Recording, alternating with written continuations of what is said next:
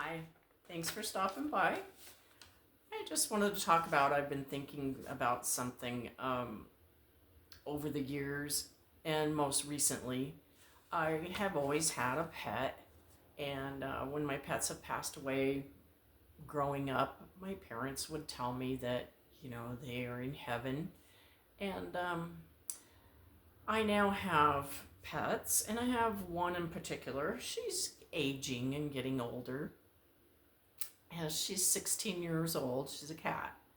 And I wonder, do pets go to heaven?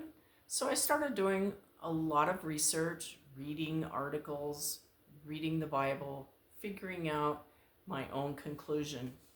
And I have come up with this, that Christians tend to want to have something specific that they can find in the Bible that definitely says a yes or a no. From all the things I've been reading, I haven't found anything that definitely says yes, they do go to heaven, no, they don't go to heaven. I do know that people are much different than an animal, because animals don't necessarily have a soul, but then maybe they do.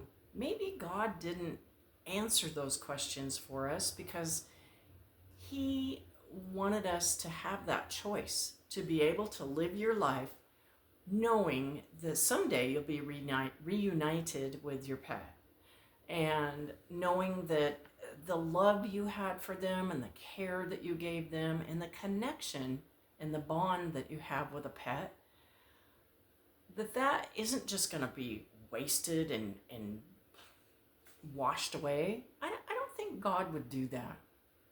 I really think that He gave us the ability to make the choice, yes, they go to heaven, or no. And who's to say if and when we pass away and we get up there and our pets aren't up there, who's to say that, oh, you were wrong? You think God's just going to point you out? He's going to go find you and He's going to say, you know what? You were wrong.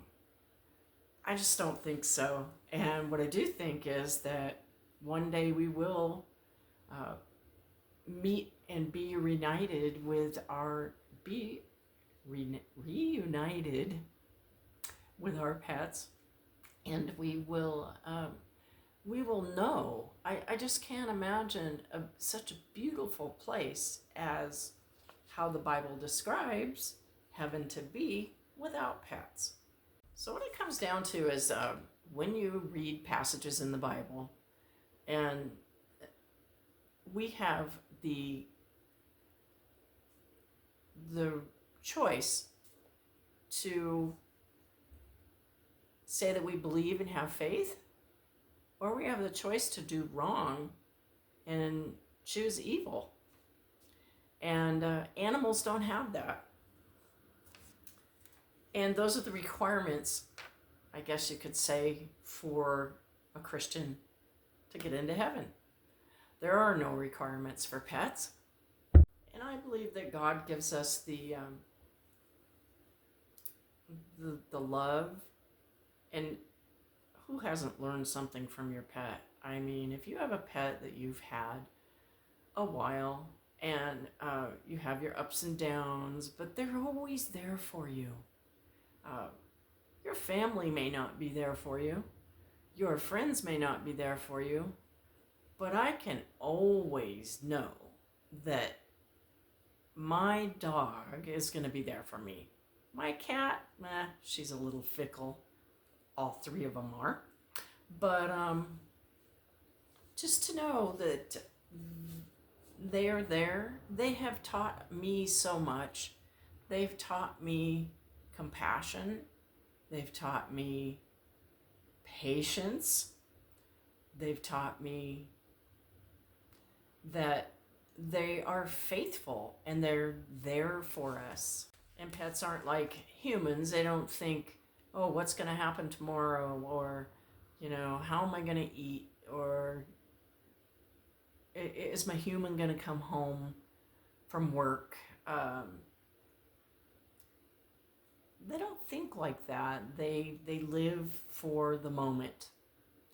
And I believe that God takes care of everyone. He takes care of all his creations, from a little ant to a bird to an elephant. I believe all in between, even the ones that he gives us as pets, especially dogs. I believe that having the faith to know that you will be reunited with your pet, and everything that I've seen that's negative against that,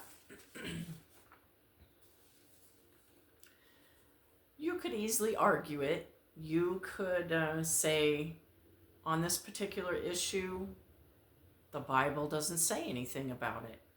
So I think that's where God gives us the choice to make our own decision. And who's to say if we're right or wrong? Who's to say when we're still on this earth? You could argue with people. You can, go on until you can't argue anymore about it. But I really do believe that God gave us that decision to say yes or say no. They do go to heaven. And when we pass, who's to say if we're right or wrong? Well, thanks for watching. Until next time, this is Linda with the Many Things. Bye-bye. Please subscribe.